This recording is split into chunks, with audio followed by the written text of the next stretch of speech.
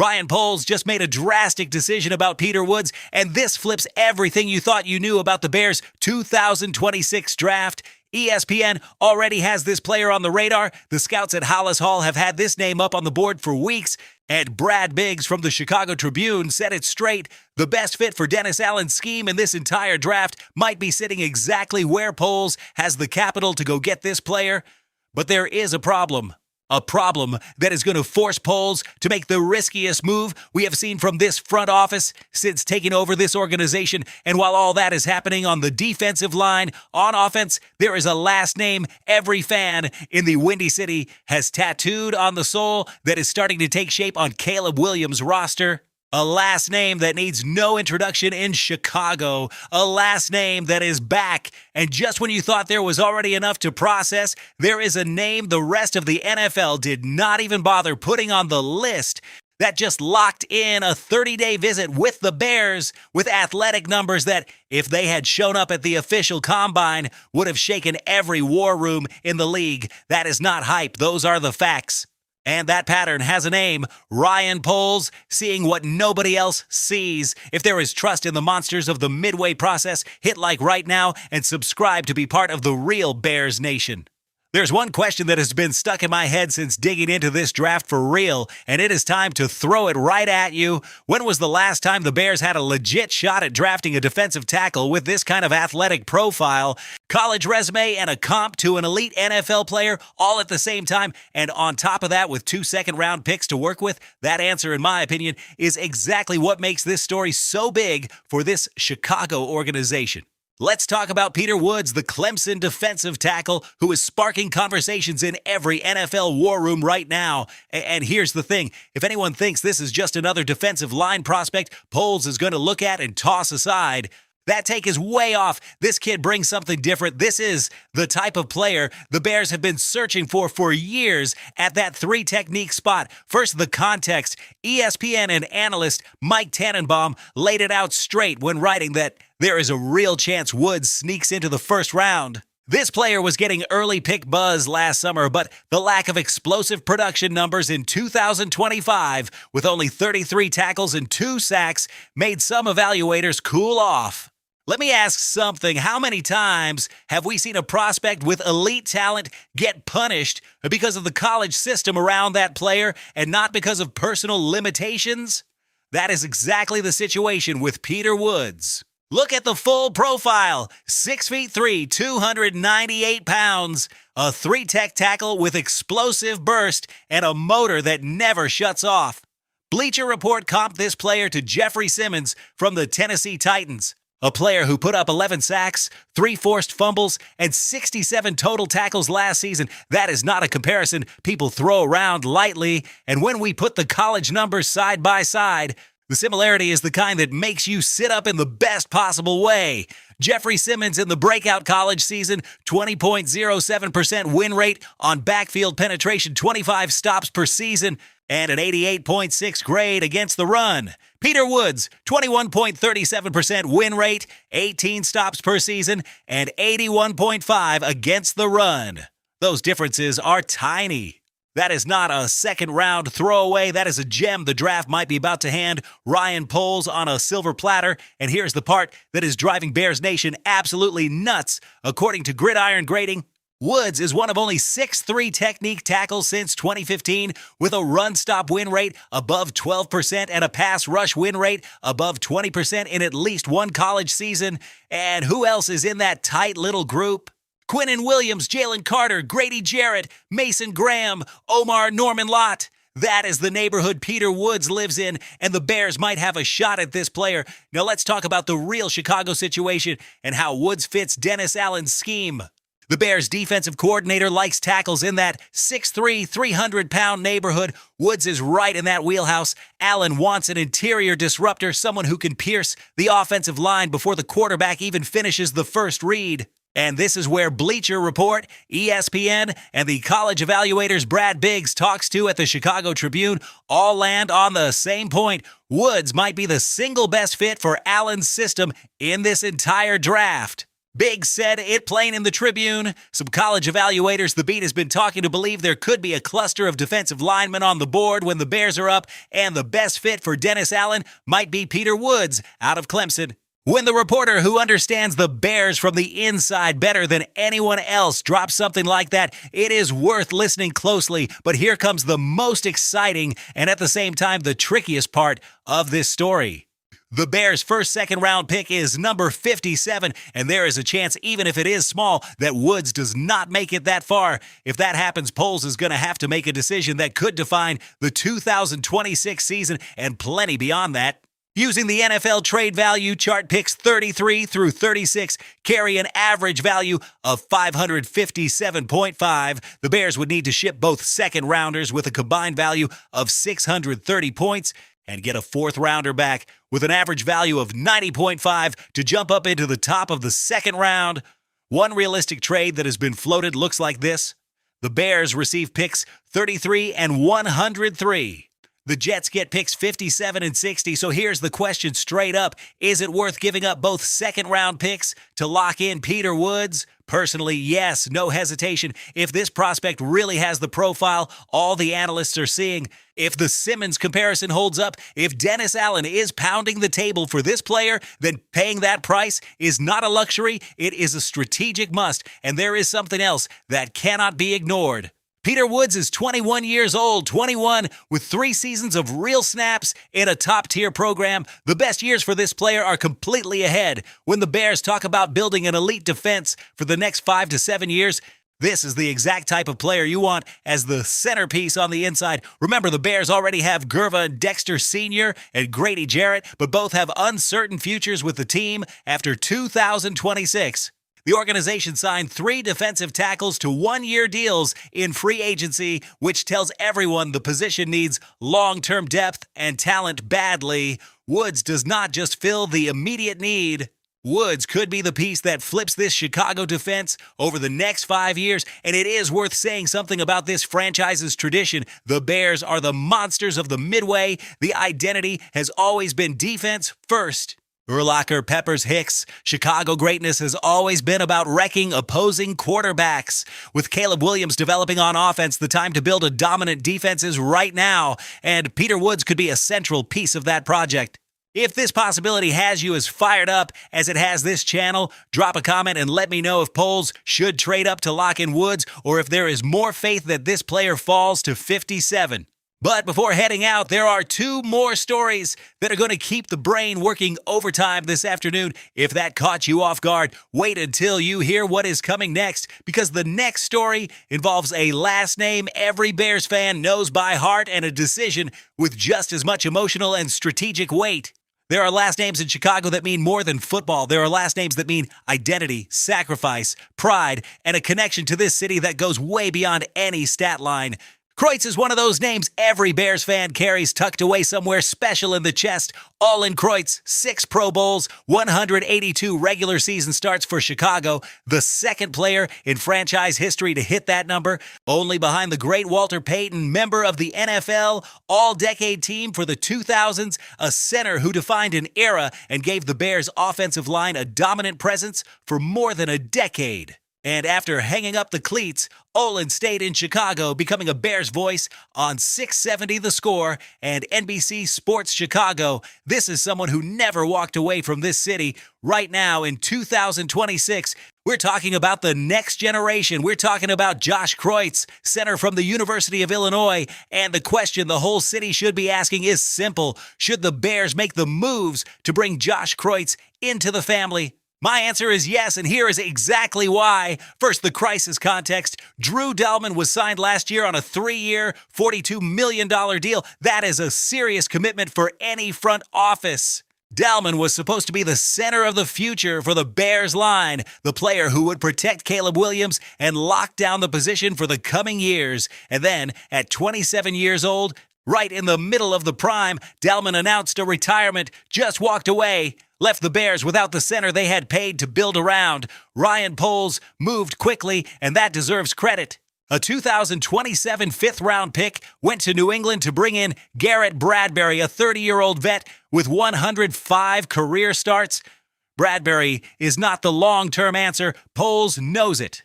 The fan base knows it. Everyone knows it. Bradbury is a bridge, a respectable one considering the experience with young quarterbacks, but still just a bridge. The reality is that Chicago needs to find the center of the future in this draft and needs to find that player now. This is where Josh Kreutz enters the conversation in a way that cannot be overlooked. Analyst Tony Pauline from Sportskeeda described Josh as fundamental, smart, and tough as rocks. And let's be real, those are the exact same 3 words that were used for Olin throughout the entire career. That is not a throwaway coincidence. Character and mentality get built at home, and Josh Kreutz grew up side by side with one of the best centers this game has ever seen.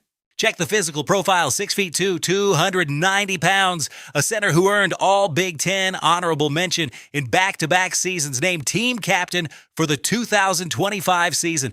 That is not something they hand out to just anyone. A captain is a leader, someone teammates trust when the game gets ugly. This player anchored a line that took Illinois to the Citrus Bowl after the 2024 season, and then knocked off number 23 Tennessee in the Music City Bowl the next year. That is a real competitive resume. Gene Chamberlain from Sports Illustrated spelled it out directly in the March 23rd breakdown.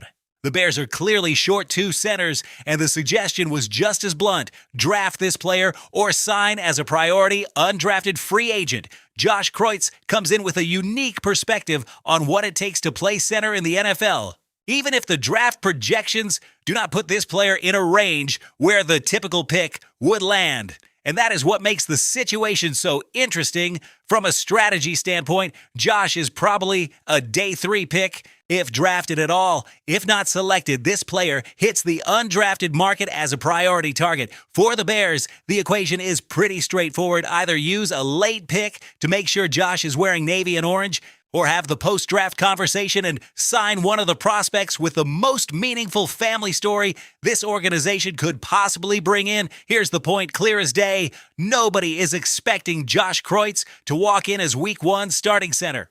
That is not the play. The play is to bring this player into the program, let there be development behind Bradbury inside Ben Johnson's offensive system, and give the time and space needed to learn the scheme the right way.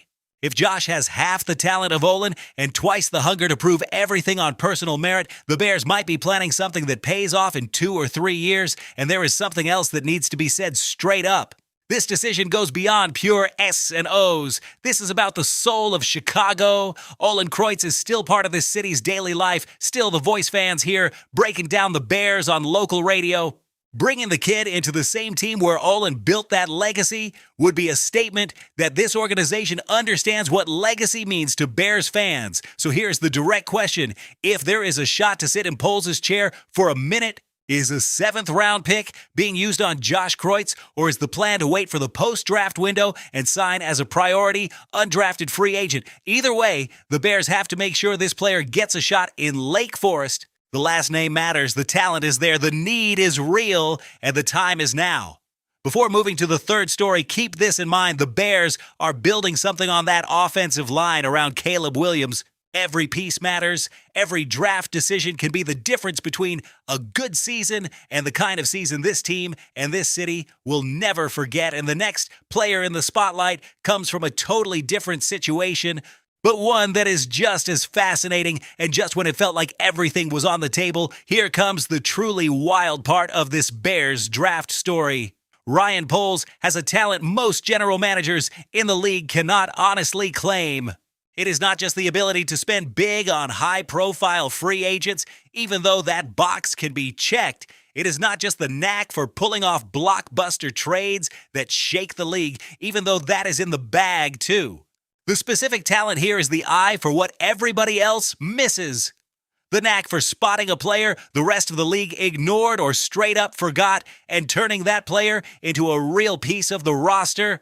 And this comes straight from the track record Jack Sanborn, Tyson Bagent, Elijah Hicks, Josh Blackwell, Jalen Jones, Kyle Monangai, and the most recent example, Ruben Hippolyte too, a linebacker taken in the 4th round last year after Poles saw this player tear up a pro day despite not getting a combine invite. That pattern has a name in football circles. It is called elite talent evaluation. And right now, that same pattern seems to be repeating with a name most fans still have never heard. Antario Thompson, defensive tackle from the University of Washington, just locked in a 30-day visit with the Chicago Bears. So here's the question, does that name ring a bell at all? If the answer is no, that is exactly why this story matters. Because that is exactly what the rest of the NFL was thinking when invite lists for this year's Combine were put together and Thompson's name never got called. That was the first mistake. Because what Thompson did at Pro Day was exactly what POLES was waiting to see. At Washington's Pro Day, Thompson ran an unofficial 40-yard dash in 4.73 seconds at 306 pounds of solid mass. Let's say that again because it needs to hit with the right weight. 4.73 in the 40 at 306 pounds. If that number had been recorded at the official Combine, it would have been the fastest time among every defensive tackle in this draft cycle. Every single one. Bears defensive coordinator Dennis Allen has a very specific defensive tackle profile in mind when breaking down prospects. The target is size around that 6'3" and 300-pound mark. There has to be first-step quickness to slice through before the offensive line can get set. There has to be a player who can make an impact not only in base defense, but also on special teams. Thompson checks every one of those boxes. Exactly, and the Bears' need at the position is real and urgent. Gervon Dexter Sr. and Grady Jarrett both have futures with the team that are up in the air after this 2026 season. The organization brought in 3 defensive tackles through free agency, but all on one-year deals. That is a short-term patch on a long-term hole. POLES is hunting for real depth, someone who can grow in the system and become a permanent part of that interior rotation. Now, there has to be honesty in this breakdown because that is the respect this community deserves. Thompson does not have the college production to automatically match the athletic buzz. At Florida, correction. At Washington, the sack and tackle numbers are not popping up on any elite prospect list. The tape shows a player with freak tools, but with real technical work to be done. That is a real risk that needs to be called out. But this is where POLES' philosophy kicks in full blast. POLES has shown a willingness to gamble on athletic potential when the physical numbers are so off the charts, they justify a late-round investment. Hippolyte too did not have the college stat sheet to justify a 4th-round selection on a lot of mock draft boards, but POLES saw the speed, the explosiveness, the motor on Pro Day, and pulled the trigger. And Hippolyte 2 is on the Bears roster right now as proof that process works. Thompson has that same exact risk-reward profile. The Bears currently own 2 7th-round picks in this draft. Thompson is exactly the kind of prospect those picks exist for. If the Pro Day sample can be backed up on the field during summer workouts and training camp, if the scheme can be absorbed in Allen's system, if those physical tools can be translated into real production on Sundays, the Bears might be sitting on one of the best value plays in the 2026 draft, and if it does not work out, if Thompson cannot clean up the technique enough to be consistently effective at this level, the Bears lose a 7th-round pick and still gain a special teams bodies who can fly on coverage and support units. In the worst case, this is still a reasonable move, but there is something especially exciting about this scheduled 30-day visit. A 30-day visit does not happen out of casual curiosity. It happens when the team has already done the early homework and wants to dig deeper. The front office wants to sit down with the player, check the mindset, see how the coaching points are processed, and figure out if there is a cultural fit in the locker room. The fact that POLES and the staff carved out time for this visit says they already see something in Thompson worth serious interest. The belief here, and this is said with conviction, is that if Thompson crushes this 30-day visit and keeps impressing in the technical interviews, the Bears will make sure this player ends up in the building one way or another.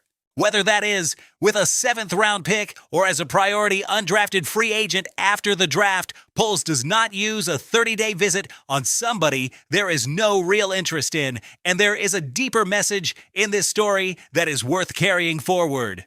This is the type of move that separates teams that build rosters smart from teams that just chase headlines. While some other front offices are burning resources on big-name free agents at $30 million per year, Poles is digging for value in spots everyone else ignores. That is how you build a winning organization that stays competitive, not just for one season, but for a full decade. So here's the question one more time, because it defines this front office's entire philosophy. Is there trust in Ryan Poles' eye to find diamonds where the rest of the league is not even looking, because the track record speaks pretty loudly? And Ontario Thompson might be the next name on that list of players Poles stole while everyone else was staring at something else. Today's breakdown hit 3 stories that point straight at where the Bears are headed in this 2026 draft. Now it is time to hear what you think. On Peter Woods out of Clemson, the question is straight. If Woods does not slide to pick 57, is there support for Poles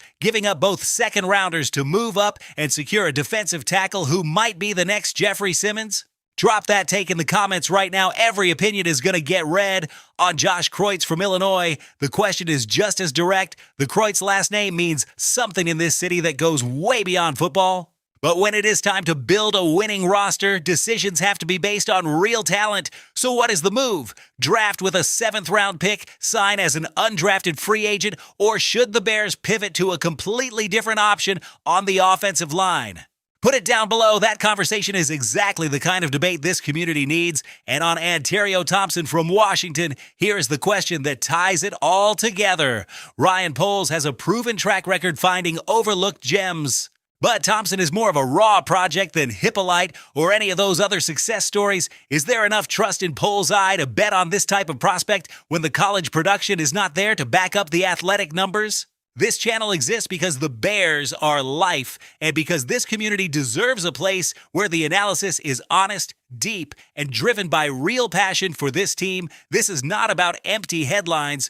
This is about context, arguments, and the kind of news that actually matters for the future of this organization. If this video brought any value today, if there was something new learned about the draft, if any of these stories hit in a different way, then the only ask is to hit that subscribe button if you are not already part of this family. And if the subscription is already locked in, hit like so more Bears fans can find this content.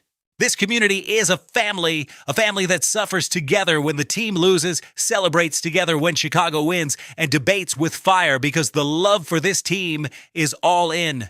And that family needs you here with us for every story, every breakdown, every Poles move before and after the draft. Hit like right now, subscribe. If that step has not been taken yet, turn on the notification bell so nothing gets missed, and let me know in the comments which of these 3 stories feels most important for the future of the Bears. Bear down, Chicago. This city always gets back up, and we'll be right here for every step of that ride.